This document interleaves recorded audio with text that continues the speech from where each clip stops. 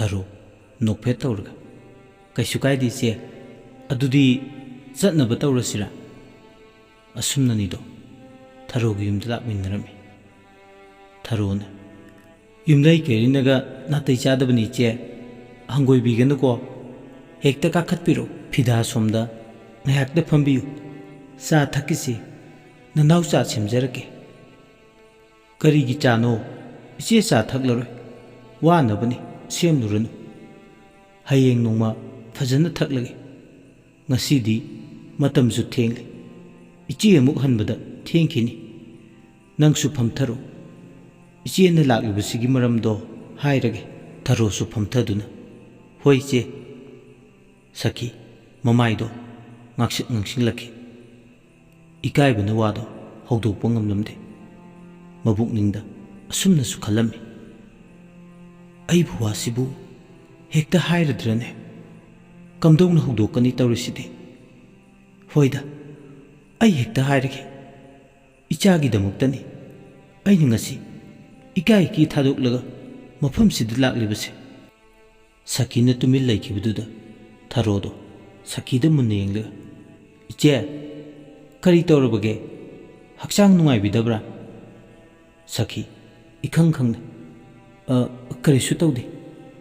warise nangonda hawdokpado hek ngamdraduna tawbani iche se nangonda ikaire iche nanawmukni khanbiyu warido jingnadana hekta haibiyu kaidawrage Sakhi ikaiba thadoklaga hairi inaw bema iche ta sing lan krab macha warakpa ngamdaba mama haibado aise oire haukiba sing ado kauthoknaraga icha bembu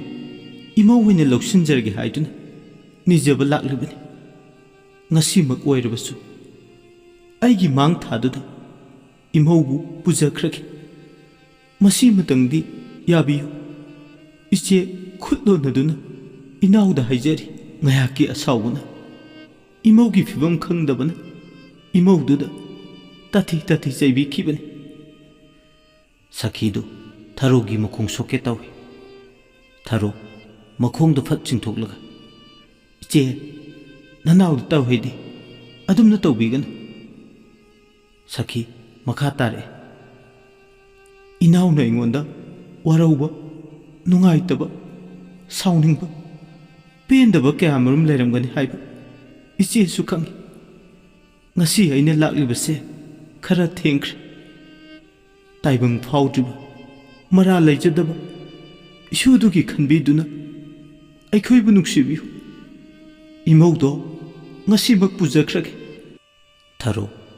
makhol thongna kablaki imagi bema nangbu kadaida leibake ngasidi ichagi chumba khanglani imagi bema nangbu halao imana ichabu ngairi iche aigi ichado oktabi amadi nate leikai minok maisa khangba ngamdabadagi ichado kuire mama ibu thadoklaga mafam khangdana chatkiba mawpadasu machigi khungul lirugani thiruni haiduna chatkibadagi halaktri hawjik ai itomtani yumsida leiru icha kainabagi maina mama aise angawi oirabani lairabi dukhrabi aigi ichado lamchat naidabi oktabidi natte haiba mama aina khangi Sakhi Tharobu thiamduna nangna dumna kaplagadi kamdongna asengba sumba warido khangba ngamgani ichebu wakalamukta talo imaudo kadaida kanaga chatkhiribana Sakhi masu khangna hanglibani kuirabani masu paudu taba nupi machado mangkhre haibagi Tharo makhutuna khamba yadana tarakliba mapido sasat taithoklaga iche ai kaplaro ai hingkini ichagi damak thawna leina aigi icha oktabi ama natte haiba khangalamkini ꯂꯩꯀꯥꯏꯁꯤꯒꯤ ꯃꯃꯥꯡꯗ ꯑꯃꯨꯛꯇꯪꯗꯤ ꯏꯆꯦꯒꯤ ꯏꯆꯥꯅꯨꯄꯥ ꯂꯦꯝꯕ ꯑꯩ ꯃꯁꯛ ꯃꯨꯟꯅ ꯈꯪꯏ꯫ ꯃꯍꯥꯛ ꯀꯔꯝꯕ ꯃꯤꯅꯣ ꯍꯥꯏꯕꯁꯨ ꯈꯪꯏ꯫ ꯑꯗꯨꯒ ꯑꯩꯒꯤ ꯏꯆꯥꯕꯨ ꯅꯠꯇꯦ, ꯏꯆꯦꯒꯤ ꯏꯃꯧ ꯑꯣꯏꯒꯗꯕꯗꯤ ꯑꯩꯒꯤ ꯏꯆꯥꯒ ꯏꯕꯨꯡꯉꯣ ꯂꯦꯝꯕꯒ ꯃꯔꯝ ꯑꯃꯠꯇꯗ ꯃꯔꯤ ꯂꯩꯅꯗꯦ꯫ ꯁꯈꯤ ꯉꯛꯅ ꯍꯥ, ꯑꯗꯨꯒ ꯑꯕꯦꯝ ꯍꯥꯏꯔꯤꯕꯁꯤꯅ ꯀꯅꯥ? ꯑꯩꯉꯣꯟꯗ ꯃꯤꯅꯝꯒꯦ ꯈꯟꯒꯅꯨ ꯊꯥꯔꯣ꯫ ꯏꯆꯦꯗ ꯑꯁꯦꯡꯕꯗꯣ ꯍꯥꯏꯌꯨ, ꯋꯥ ꯂꯣꯠꯀꯅꯨ꯫ ꯊꯥꯔꯣ ꯈꯔ ꯁꯥꯎꯔꯞꯅ ꯏꯆꯦ, ꯑꯩꯅ ꯍꯥꯏꯖꯔꯤꯕꯁꯦ ꯑꯁꯦꯡꯕ ꯑꯆꯨꯝꯕꯗꯨꯅꯤ꯫ ꯑꯩꯒꯤ ꯏꯆꯥ ꯅꯠꯇꯦ ꯂꯦꯝꯕꯒ ꯃꯔꯤ ꯂꯩꯅꯔꯤꯕꯗꯤ, ꯑꯗꯨꯒ ꯑꯩꯒꯤ ꯏꯆꯥꯒꯤ ꯃꯃꯤꯡ ꯑꯕꯦꯝ ꯀꯧꯗꯦ꯫ ꯁꯈꯤ ꯐꯝꯂꯝꯕꯗꯒꯤ ꯐꯨꯛ ꯍꯧꯒꯠꯇꯨꯅ ꯑꯩꯕꯨ ꯋꯥꯈꯜ ꯑꯃꯨꯛꯇ ꯇꯥꯜꯂꯨ ꯊꯥꯔꯣ꯫ ꯅꯪꯒꯤ ꯅꯆꯥꯒꯤ ꯃꯃꯤꯡꯅ ꯀꯔꯤ? ꯑꯩꯒꯤ ꯂꯥꯡꯇꯛꯅꯕꯁꯦ ꯑꯃꯨꯛꯇ ꯀꯣꯛꯍꯜꯂꯨ꯫ ꯊꯥꯔꯣꯅ ꯏꯉꯦꯜꯂꯦ, ꯏꯆꯦꯅ ꯃꯃꯥꯡꯗ ꯑꯃꯨꯛꯇ ꯇꯥꯔꯝꯈꯤꯔꯣꯏ꯫ ꯅꯪꯒꯤ ꯅꯆꯥꯗꯨꯒꯤ ꯆꯩꯊꯦꯡꯅ ꯉꯁꯤꯗꯤ ꯑꯩꯒꯤ ꯏꯆꯥ ꯏꯉꯦꯜꯂꯦ ꯉꯁꯤꯗꯤ ꯑꯣꯛꯇꯕꯤ ꯃꯤꯡꯊꯣꯜ ꯐꯪꯍꯟꯕꯤꯔꯦꯗꯅ꯫ ꯅꯪꯁꯨ ꯃꯃꯥ ꯅꯠꯇ꯭ꯔꯥ? ꯅꯪꯒꯤ ꯅꯆꯥꯅ ꯂꯩꯀꯥꯏꯁꯤꯗ ꯀꯔꯝꯕ ꯂꯤꯆꯠ ꯆꯠꯂꯝꯕꯒꯦ ꯍꯥꯏꯕꯁꯤꯡꯗꯣ ꯍꯪꯉꯨ, ꯑꯗꯨꯒ ꯑꯁꯦꯡꯕ ꯑꯆꯨꯝꯕ ꯈꯪꯒꯅꯤ꯫ ꯅꯪꯒꯤ ꯅꯆꯥ ꯃꯁꯥ ꯅꯥꯟꯕ ꯃꯁꯛ ꯐꯖꯕꯗꯨꯗ ꯑꯕꯦꯝ ꯏꯉꯦꯜꯂꯦ ꯀꯅꯥ ꯀꯅꯥꯅꯣ ꯑꯃꯨꯛꯇ ꯍꯪꯉꯨꯀꯣ꯫ ꯑꯗꯨꯒ ꯀꯅꯥ ꯀꯅꯥꯅꯣ ꯈꯪꯂꯕ ꯃꯇꯨꯡꯗ ꯃꯐꯝꯁꯤꯗ ꯂꯦꯝꯕ ꯄꯨꯔꯒ ꯂꯥꯛꯄꯤꯌꯨ꯫ ꯁꯈꯤ ꯃꯔꯥ ꯂꯩꯔꯕ ꯃꯒꯨꯝ ꯃꯃꯥꯏ ꯂꯨꯞꯊꯗꯨꯅ ꯂꯩꯔꯝꯃꯤ꯫ ꯃꯥꯅ ꯇꯧꯔꯤꯕꯗꯣ ꯋꯥꯈꯜ ꯑꯃ ꯈꯜꯂꯤꯕꯅꯤ꯫ ꯊꯥꯔꯣꯒꯤ ꯋꯥꯉꯥꯡꯗꯣ ꯁꯈꯤ ꯁꯥꯎꯅꯤꯡꯂꯕꯅꯤ, ꯑꯗꯨꯕꯨ ꯑꯁꯦꯡꯕ ꯆꯨꯝꯕ ꯈꯪꯗ꯭ꯔꯕꯅꯤꯅ ꯑꯁꯥꯎꯕꯗꯣ ꯐꯥꯖꯤꯜꯂꯝꯃꯤ꯫ ꯃꯆꯥ ꯋꯥꯔꯛꯄ ꯉꯝꯗꯕ ꯃꯃꯥ ꯑꯩꯁꯦ ꯉꯁꯤꯗꯤ ꯀꯌꯥꯗ ꯏꯀꯥꯏꯔꯕ꯫ ꯁꯈꯤ ꯇꯞꯅ ꯊꯥꯔꯣ, ꯏꯆꯦ ꯉꯁꯤꯗꯤ ꯍꯟꯈ꯭ꯔꯒꯦ꯫ ꯑꯁꯥꯎꯕꯗꯣ ꯏꯪꯊꯔꯣ꯫ ꯍꯌꯦꯡꯁꯦ ꯑꯩ ꯁꯣꯏꯗꯅ ꯃꯐꯝꯁꯤꯗ ꯏꯆꯥꯕꯨ ꯄꯨꯗꯨꯅ ꯂꯥꯛꯂꯒꯦ꯫ ꯊꯥꯔꯣ ꯇꯞꯊꯔꯛꯇꯨꯅ ꯏꯆꯦ, ꯑꯩ ꯉꯥꯏꯍꯥꯛꯀꯤ ꯑꯁꯥꯎꯕꯅ ꯀꯔꯤ ꯀꯔꯤꯅꯣ ꯍꯥꯏꯔꯣꯏꯗꯕ ꯈꯔ ꯏꯆꯦꯗ ꯍꯥꯏꯈ꯭ꯔ ꯃꯥꯜꯂꯦ꯫ ꯑꯗꯨꯒꯤꯗꯃꯛ ꯅꯅꯥꯎꯕꯨ ꯋꯥꯔꯧꯕꯤꯅꯨ꯫ ꯏꯆꯦ ꯀꯔꯤꯁꯨ ꯈꯟꯗꯦꯗ꯫ ꯑꯁꯤ ꯍꯥꯏꯔꯝꯂꯒ ꯁꯈꯤ ꯌꯨꯝꯗꯨꯗꯒꯤ ꯇꯞꯅ ꯇꯞꯅ ꯊꯣꯛꯈꯤ꯫ ꯌꯨꯝꯗꯅꯤ ꯊꯣꯏꯕꯗꯣ ꯃꯈꯨꯠ ꯇꯨꯡꯕꯨꯟꯅꯗꯨꯅ ꯃꯥꯡꯒꯣꯜꯗ ꯍꯪꯒꯠ ꯍꯟꯗꯥ ꯆꯠꯇꯨꯅ ꯂꯩꯔꯝꯃꯤ꯫ ꯃꯆꯤꯟꯗꯁꯨ ꯉꯥꯡꯂꯤ, ꯀꯔꯝꯕ ꯅꯨꯄꯤꯅꯣ ꯅꯨꯃꯤꯠ ꯇꯥꯈ꯭ꯔꯤꯕꯁꯦ ꯐꯅꯗꯤ ꯀꯨꯏꯔꯦ꯫ ꯉꯁꯤꯗꯤ ꯂꯥꯛꯈꯤꯁꯅꯨꯕ, ꯃꯅꯝꯗꯣ ꯇꯠꯄ ꯃꯈꯩ ꯂꯤꯆꯩꯁꯤꯅ ꯀꯟꯊꯒꯦ꯫ ꯑꯁꯨꯝꯅ ꯉꯥꯡꯗꯨꯅ ꯂꯩꯉꯩ ꯊꯣꯏꯕꯒꯤ ꯇꯨꯡꯂꯣꯝꯗ ꯃꯤ ꯑꯃꯅ ꯁꯣꯔ ꯆꯥꯎꯅ ꯆꯥꯎꯅ ꯍꯣꯟꯕꯒꯤ ꯃꯈꯣꯟ ꯇꯥꯔꯛꯈꯤ꯫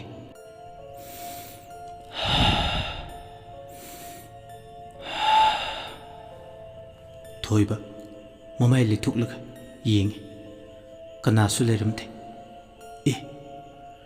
ꯀꯅꯥꯅꯣꯅꯦ? ꯑꯩꯒꯤ ꯋꯥꯈꯜꯅꯔ? ꯑꯁꯨꯝ ꯈꯟꯗꯨꯅ ꯂꯩꯔꯤꯉꯩ ꯃꯥꯡꯒꯣꯜ ꯆꯨꯔꯤ ꯃꯈꯥꯗꯒꯤ ꯈꯨꯠ ꯑꯃ ꯊꯤꯡꯒꯠꯂꯛꯇꯨꯅ ꯊꯣꯏꯕꯒꯤ ꯃꯈꯣꯡ ꯑꯗꯣ ꯄꯥꯏꯗꯨꯅ ꯁꯣꯔꯣ ꯁꯣꯔꯣ ꯆꯤꯡꯊꯈꯤ꯫ ꯊꯣꯏꯕ ꯃꯀꯣꯛꯇꯣ ꯆꯨꯔꯤ ꯇꯥꯐꯝꯗ ꯌꯩꯁꯤꯟꯗꯨꯅ ꯇꯥꯔꯝꯃꯤ꯫ ꯃꯀꯣꯛꯇꯣ ꯏ ꯉꯥꯛꯇꯁꯨ ꯉꯥꯏꯔꯦ꯫ ꯉꯝꯕꯣꯏ ꯉꯝꯗꯕꯣꯏ ꯇꯞꯅ ꯍꯧꯒꯠꯅꯕ ꯍꯣꯠꯅꯖꯩ, ꯑꯗꯨꯕꯨ ꯉꯝꯗ꯭ꯔꯦ꯫ ꯎꯞꯅ ꯇꯥꯔꯝꯕꯗꯒꯤ ꯎꯆꯤꯟ ꯅꯥꯆꯤꯟ ꯂꯣꯡꯕ ꯐꯥꯎꯗꯤ ꯉꯝꯗꯦ꯫ ꯊꯣꯏꯕ ꯃꯃꯤꯠꯇꯣ ꯀꯣꯔꯛ ꯀꯣꯔꯛ ꯑꯣꯠꯇꯨꯅ ꯀꯅꯥ ꯀꯅꯥ ꯂꯩ ꯍꯥꯏꯗꯨꯅ ꯑꯀꯣꯏꯕꯗꯨꯗ ꯌꯦꯡꯉꯤ꯫ ꯃꯤ ꯑꯃꯇ ꯂꯩꯕꯒꯤ ꯁꯥꯃꯤꯠ ꯁꯥꯍꯨꯝ ꯑꯃꯠꯇꯁꯨ ꯐꯪꯗꯦ꯫ ꯊꯣꯏꯕ ꯆꯩꯅꯥꯗꯨꯅ ꯋꯥ ꯉꯥꯡꯕ ꯐꯥꯎꯕ ꯊꯣꯛꯈꯤꯗ꯭ꯔꯦ꯫ ꯅꯥꯍꯦꯗꯨꯅ ꯑꯅꯥꯕꯗꯨ ꯈꯥꯡꯂꯝꯃꯤ꯫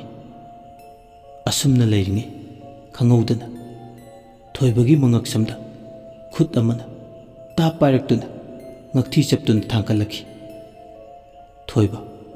ꯃꯃꯤꯠ ꯃꯅꯥ ꯂꯥꯎꯊꯣꯛꯇꯨꯅ ꯃꯈꯣꯡ ꯑꯗꯣ ꯐꯤꯗ꯭ꯔꯤꯡ ꯐꯤꯗ꯭ꯔꯤꯡ ꯀꯥꯎꯏ꯫ ꯉꯛꯁꯝ ꯄꯥꯏꯔꯤꯕ ꯈꯨꯠꯇꯨ ꯈꯛꯇꯅꯤ ꯊꯣꯏꯕꯒꯤ ꯃꯃꯤꯠꯅ ꯎꯔꯤꯕ꯫ ꯈꯨꯠ ꯑꯗꯨꯅ ꯑꯃꯨꯛ ꯈꯪꯊꯥ ꯊꯥꯗꯣꯔꯛꯇꯨꯅ ꯆꯨꯔꯤ ꯇꯥꯐꯝꯗꯨꯗ ꯃꯀꯣꯛꯇꯣ ꯑꯃꯨꯛ गित गित नमसिल्लखि उपाय लेत्रबा थोइबा मसाना खंजरे ngасꯤꯗꯤ मागे अरोइबा ओइरनि अरोइबा ओइना माबु असुक तमथिना ओलिबा महाकसे कनानो खंलगे हाइदुना लेजबा Pangan पुथोकलगा हौगलखि थोइबा तुरोइ ngamloi leptuna amambaduda yengi kanasu leibadi ude tunglomdagi sakina kari tawbirage suri makhaduda leptuna leibadubo kana yenglibano थोइबा सखी ओइरमबदुदा ममा नंगमकना इबो करिनो हाइबदुबो आइबु नंगोंदा करि तौख्रबगे थोइबा चंगसिनदुना सखी सागलनी दु पायरग लाओ आइबु हालो लाओ नमा नसा चंगदुना आइबु हालो आइना सिख्रगा नखोइना नुंगाइना लेहोगने हाइबदि आई ngasimu nakoin hatrabasu ai ithanda sijakige sakhi yam hainadab minok ama nokla thoibagi makutto chejet paisinduna sumang matongi khangen phama paduda jingduna purakla lefalame tabada hainadab khonjelda sakhina makhoi baba aingonda mukta yenglau aise ngasidi yam phajadra kana mali amukta yeng o thoiba mamittu sakida sauna yengame saki mamit anido angu bungakta pangla maya kigatuna leiramki thoiba sakina pairiba mukutto phatkan thukla makhongado tapna tapna maning halli sakisu thoibagi mnakta tapna sangshile थोइबा मखो लौना नंग जंगसिलकनो नंग कनानो सखी नंग तौरिबसि करिनो सखी नोकलगा थोइबगी मनाक्ता खंगचोंग जोंगसिनदुना मनाकोंग मेदा जिरोन तौरम्बि मखोइ बाबा नंगसे ngасꯤꯗꯤ ओंथोकना नुंसिख्रे ngасꯤꯗꯤ नंगे अरोइब नुमित ओइरनि मतम खरगी मतुंग नंगी नचा नुपा लेम्बा नंगी नुपीगी नाकदा सोइदन थाबिरक्लगनि सी हाइदुना थोइबगी मचिंदा खुपांगना हंजन हंजन थारके थोइबगी मचिंदगी ई ओरो ओरो तारकपदो उबदा सकीदो हराउना खांगना खांगना नोकलमी तमथीबा सक्तम ममदम सत ओलक्तुना हौजिक्ति नंग आइबु खंगलब्रा हाइकिबदा नंग नैबु हातकनि आई ngасꯤꯗꯤ नमांगदा लेपले येंगो आइसे कनानो आई अबियमनि निंगसिंगलिब्रा नंगी नुपी नचा नंगी इमुंग मनुंग तुमना आइना हातकनि असि हाइदुना थोइबबु नमसिंदुना थवाई लौरमे लेम्बा ngасai makai tum lubani makeup thoklakpada numit taduna leirumki lemba hakam wawa chanduna saksingda mama bu kogduna changlaklami imau hoi mau akhoi gi kenjang thonggeba sak loidoba kayam walige lemba chap leptuna ngakna e saka thongdri jat oire aina lamisiga akhoi madubu kadom da mu leikhrazano wa saidun mama bu koiti tirami phangdre lemba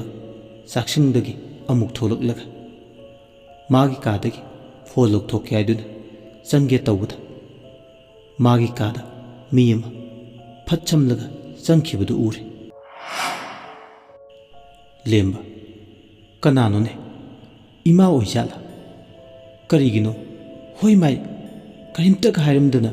sangkhrisina asi khanduna lemba magi kada prap changlami kanamta leitine sidi hojik changkhibudubu ima natrane as ai khangdreda lemba phone do lauraga ꯀꯥꯗꯨꯗꯒꯤ ꯃꯄꯥꯟꯗ ꯊꯣꯛꯂꯛꯈꯤ꯫ ꯁꯈꯤꯗꯣ ꯈꯣꯡꯀꯥꯞ ꯂꯥꯎꯅ ꯂꯥꯎꯅ ꯊꯥꯡꯗꯨꯅ ꯍꯣꯕꯦ ꯍꯣꯕꯦ ꯀꯣꯟꯊꯣꯡꯂꯝꯗꯒꯤ ꯄ꯭ꯔꯞ ꯆꯪꯉꯛꯄꯗꯨ ꯎꯕꯗ, "ꯏꯃꯥ, ꯀꯥꯏ ꯆꯠꯂꯨꯏꯅꯣꯕ ꯑꯃꯝꯕꯁꯤꯗ ꯑꯃꯨꯛ? ꯍꯧꯖꯤꯛ ꯅꯠꯇ꯭ꯔꯣ ꯏꯃꯥꯅ ꯑꯩꯒꯤ ꯀꯥꯗ ꯆꯪꯉꯛꯈꯤꯕꯗꯣ? ꯀꯔꯝ ꯀꯥꯟꯗ ꯊꯣꯛꯂꯒ ꯀꯣꯟꯊꯣꯡꯗꯒꯤ ꯑꯃꯨꯛ ꯆꯪꯉꯛꯏꯅꯣꯕ?" ꯁꯈꯤ ꯁꯣꯔ ꯃꯄꯤ ꯍꯣꯟꯗꯨꯅ, "ꯇꯥꯅꯤꯡꯗꯦꯀꯣ, ꯇꯟꯖꯥꯁꯤꯗ ꯐꯥꯒꯤꯒ ꯑꯃꯨꯛ ꯇꯧꯔꯛꯈꯤꯅꯨ꯫ ꯃꯁꯤ ꯐꯥꯎꯕꯗ ꯊꯨꯟ ꯊꯥꯡꯒꯠꯇꯅ ꯆꯠꯂꯛꯂꯤꯕꯅꯤ꯫ ꯅꯄꯥꯅ ꯋꯥ ꯊꯣꯛꯄ ꯇꯥꯔꯦꯗꯅ꯫ ꯑꯗꯣ ꯅꯄꯥꯕꯨ ꯀꯗꯥꯏꯗ ꯂꯩꯈꯤꯒꯦ? ꯍꯜꯂꯛꯈ꯭ꯔꯕꯣ? ꯏꯁ ꯍꯦꯛ ꯌꯧꯔꯛꯄꯒ ꯍꯪꯉꯗꯅ ꯌꯥꯝ ꯅꯨꯡꯁꯤꯖꯕꯗꯣ꯫ ꯍꯥꯏ ꯑꯉꯥꯎꯕ, ꯅꯄꯥꯅ ꯋꯥ ꯊꯣꯛꯄ ꯇꯥꯔꯦꯗꯅ ꯍꯨꯃꯥꯡ ꯀꯥꯡꯈꯩ ꯆꯦꯜꯂꯛꯂꯤꯕꯅꯤ꯫ ꯑꯩꯁꯦ ꯂꯩꯕꯨ ꯂꯩꯈꯤꯕ꯭ꯔꯣ? ꯅꯨꯡꯁꯤꯕꯒꯤ, ꯎꯅꯤꯡꯕꯒꯤ ꯅꯠꯇꯦꯅꯦ ꯑꯩꯅ ꯍꯪꯂꯤꯕꯁꯦ." ꯂꯦꯝꯕꯅ, "ꯍꯣꯏ ꯌꯥꯔꯦ, ꯏꯃꯨꯡꯗ ꯆꯪꯉꯁꯦ, ꯑꯩ ꯆꯥꯛ ꯂꯥꯝꯃꯦꯕ꯫ ꯕꯕꯥꯗꯣ ꯀꯩꯁꯨ ꯃꯥꯡꯉꯣꯏꯀꯣ, ꯌꯥꯝ ꯄꯥꯈꯠꯂꯨꯅꯨ, ꯍꯟꯖꯔꯛꯆꯅꯤ." ꯁꯈꯤ ꯁꯣꯔ ꯐꯨꯡꯒꯠꯂꯝꯕꯗꯒꯤ ꯃꯁꯥꯗꯣ ꯁꯣꯔ ꯑꯁꯥꯡꯕ ꯑꯃ ꯍꯣꯟꯗꯣꯛꯂꯒ, "ꯐꯔꯦꯗ ꯂꯩꯔꯝꯗꯕ, ꯑꯩꯗꯤ ꯉꯁꯤꯁꯦ ꯍꯤꯡꯂꯔꯣꯏ ꯈꯜꯂꯨꯔꯕꯅꯤ꯫ ꯂꯥꯛꯑꯣ ꯂꯥꯛꯑꯣ, ꯏꯃꯥ ꯆꯥꯛ ꯊꯥꯒꯠꯅꯕ ꯇꯧꯒꯦ꯫ ꯅꯪꯅꯅꯦ ꯏꯟꯁꯥꯡꯗꯣ ꯈꯔ ꯁꯦꯝꯂꯛꯎ." ꯑꯁꯨꯝꯅ ꯁꯈꯤ ꯆꯥꯛ ꯊꯣꯡꯂꯝꯃꯤ꯫ ꯆꯥꯛ ꯂꯣꯏꯔ ꯐꯥꯎꯕꯗ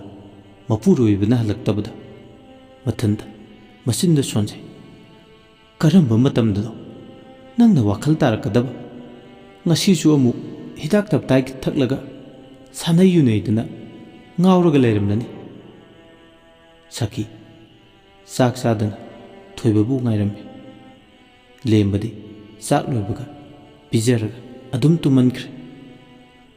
"ꯑꯩꯕꯨ ꯑꯁ꯭ꯋꯥꯏ ꯐꯥꯎꯕ ꯊꯣꯛꯂꯒ ꯌꯦꯡꯉꯨꯕꯅ ꯐꯗꯧꯔꯤꯕ꯭ꯔꯥ? ꯍꯣꯏꯗ, ꯑꯩ ꯆꯥꯛꯁꯦ ꯈꯔ ꯆꯥꯔꯒ ꯇꯨꯝꯂꯒꯦ꯫ ꯍꯣꯔꯦꯟ ꯃꯥꯅ ꯍꯜꯂꯛꯄꯗꯨꯗ ꯑꯃꯨꯛ ꯍꯧꯒꯠꯄ ꯍꯥꯏꯗꯨꯅꯤ." ꯑꯁꯨꯝꯅ ꯁꯈꯤ ꯃꯁꯥꯗꯣ ꯂꯝ ꯁꯥꯡꯅ ꯒꯥꯔꯤ ꯇꯣꯡꯂꯒ ꯆꯠꯂꯨꯕꯒꯤ ꯋꯥꯔꯗꯨꯅ ꯄꯣꯞ ꯇꯥꯅ ꯇꯨꯝꯊꯈꯤ꯫ "ꯗꯗꯥ, ꯅꯪ ꯂꯥꯛꯑꯣꯕ, ꯑꯩ ꯌꯥꯝ ꯋꯥꯔꯦ꯫ ꯀꯔꯤꯒꯤꯅꯣ ꯅꯪꯅ ꯅꯤꯡꯉꯥꯏꯗꯅ ꯇꯨꯝꯂꯒ ꯂꯩꯔꯤꯕ? ꯂꯥꯛꯑꯣ, ꯍꯧꯒꯠꯂꯣ꯫ ꯅꯪꯒꯤ ꯅꯨꯡꯁꯤꯒꯤ ꯈꯨꯗꯣꯜꯁꯤꯅ ꯑꯩꯕꯨ ꯃꯤꯀꯨꯞ ꯈꯨꯗꯤꯡꯒꯤ ꯀꯞꯐꯜꯂꯤ." ꯂꯦꯝꯕ ꯐꯨꯛ ꯍꯧꯒꯠꯇꯨꯅ, "ꯑꯕꯦꯝꯃ ꯉꯥꯏꯈꯣ, ꯗꯗꯥ ꯂꯥꯛꯑꯦ." ꯂꯦꯝꯕ ꯋꯥꯈꯜ ꯇꯥꯔꯛꯏ꯫ ꯃꯥꯅ ꯑꯩꯕꯨ ꯁꯣꯏꯗꯅ ꯋꯥꯔꯧꯔꯝꯒꯅꯤꯀꯣ? ꯃꯗꯨꯃꯛꯅ ꯑꯩꯒꯤ ꯃꯪꯂꯥꯟꯗ ꯇꯣꯏꯅ ꯂꯥꯛꯂꯒ ꯑꯩꯕꯨ ꯑꯣꯠꯂꯤꯕ ꯅꯠꯇ꯭ꯔꯥ? ꯑꯕꯦꯝ, ꯑꯩ ꯅꯪꯕꯨ ꯁꯣꯏꯗꯅ ꯂꯧꯕ ꯂꯥꯛꯀꯅꯤ." ꯂꯦꯝꯕ ꯑꯃꯨꯛ ꯍꯟꯅ ꯇꯨꯝꯊꯕꯗꯤ ꯌꯥꯗ꯭ꯔꯦ꯫ ꯃꯣꯟ ꯃꯌꯥꯗ ꯊꯝꯈꯤꯕ ꯐꯣꯟ ꯑꯗꯨ ꯂꯧꯒꯦ ꯍꯥꯏꯗꯨꯅ ꯃꯈꯨꯠꯇꯣ ꯃꯥꯗꯨꯅ ꯂꯧꯔꯝꯃꯤ꯫ ꯄꯨꯡ ꯌꯦꯡꯒꯦ ꯍꯥꯏꯗꯨꯅ ꯐꯣꯟꯗꯣ ꯃꯦꯠꯂꯒ ꯌꯦꯡꯉꯤ꯫ ꯃꯥꯅ ꯄꯥꯏꯔꯒ ꯃꯦꯠꯂꯝꯂꯤꯕꯗꯣ ꯐꯣꯟ ꯑꯣꯏꯔꯝꯗ꯭ꯔꯦ꯫ ꯃꯔꯨ ꯀꯣꯛꯄ, ꯃꯁꯝ ꯑꯃꯇ ꯍꯧꯗꯕ ꯑꯉꯥꯡꯒꯤ ꯃꯀꯣꯛ ꯑꯣꯏꯔꯒ ꯂꯩꯔꯝꯈꯤ꯫ ꯂꯦꯝꯕ ꯈꯪꯄ꯭ꯔꯦꯛ ꯈꯪꯅ ꯈꯪꯊꯥ ꯊꯥꯗꯈꯤ꯫ ꯐꯣꯟꯗꯣ ꯍꯧꯖꯤꯛꯇꯤ ꯂꯧꯈꯠꯄ ꯌꯥꯗꯅ ꯂꯣꯏꯅ ꯀꯥꯏꯔꯦ꯫ ꯐꯣꯟ ꯑꯣꯏꯔꯝꯕꯗꯨꯗ ꯂꯦꯝꯕ ꯆꯞ ꯌꯨꯡꯅ ꯂꯦꯞꯇꯨꯅ ꯃꯃꯤꯠ ꯀꯨꯞꯇꯅ ꯉꯛꯅ ꯌꯦꯡꯉꯤ꯫ ꯇꯔꯪ ꯑꯃꯗꯅꯤ ꯃꯥꯅ ꯌꯦꯡꯂꯤꯕꯗꯣ꯫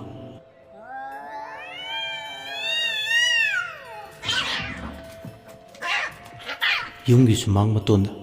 ꯍꯧꯗꯣꯡ ꯆꯤꯛꯅꯕꯒꯤ ꯃꯈꯣꯟꯗꯨꯅ ꯂꯦꯝꯕ ꯋꯥꯈꯜ ꯇꯥꯔꯛꯏ꯫ ꯂꯦꯝꯕ ꯃꯄꯥꯜꯗ ꯊꯣꯛꯂꯛꯇꯨꯅ ꯍꯧꯗꯣꯡ ꯆꯤꯛꯅꯔꯤꯕꯗꯣ ꯇꯥꯜꯂꯝꯃꯤ꯫ "ꯀꯗꯥꯏꯗꯒꯤ ꯂꯥꯛꯏꯕ ꯍꯧꯗꯣꯡꯁꯤꯡꯅꯣꯅꯦ? ꯑꯍꯤꯡꯁꯤꯗ ꯆꯤꯛꯅꯐꯝ ꯏꯔꯩ ꯂꯩꯇꯕꯒꯨꯝꯅ ꯑꯩꯈꯣꯏꯗ ꯂꯥꯛꯑꯒ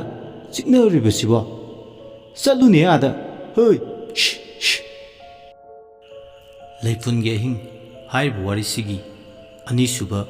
ꯁꯤꯖꯟ 2ꯒꯤ ꯏꯄꯤꯁꯣꯗ ꯅꯝꯕꯔ 10 ꯃꯇꯥꯡ ꯑꯁꯤꯗ ꯂꯣꯏꯁꯤꯟꯖꯔꯤ꯫ ꯑꯗꯣꯝꯅ ꯋꯥꯔꯤꯁꯤ ꯇꯥꯕꯤꯔꯒ ꯑꯗꯣꯝꯒꯤ ꯃꯣꯠ ꯑꯗꯨ ꯀꯃꯦꯟꯗ ꯊꯝꯕꯤꯔꯝꯃꯨ꯫ ꯆꯦꯅꯦꯜ ꯑꯁꯤꯕꯨ ꯁꯄꯣꯔꯠ ꯇꯧꯕꯤꯕ ꯑꯣꯏꯅ ꯑꯗꯣꯝꯒꯤ ꯃꯃꯜ ꯌꯥꯝꯂꯕ ꯂꯥꯏꯛ ꯑꯃꯗꯤ ꯆꯦꯅꯦꯜ ꯑꯁꯤꯕꯨ ꯃꯤꯌꯥꯝꯗ ꯌꯧꯍꯟꯕꯗ ꯁꯤꯌꯥꯔ ꯇꯧꯕꯤꯗꯨꯅ ꯃꯇꯦꯡ ꯄꯥꯡꯕꯤꯔꯝꯃꯨ ꯂꯣꯏꯁꯤꯜꯂꯛꯄꯗ ꯃꯌꯥꯝꯕꯨ ꯏꯀꯨꯞꯅꯅ ꯑꯃꯨꯛ ꯍꯟꯅ ꯈꯨꯔꯨꯝꯖꯔꯤ꯫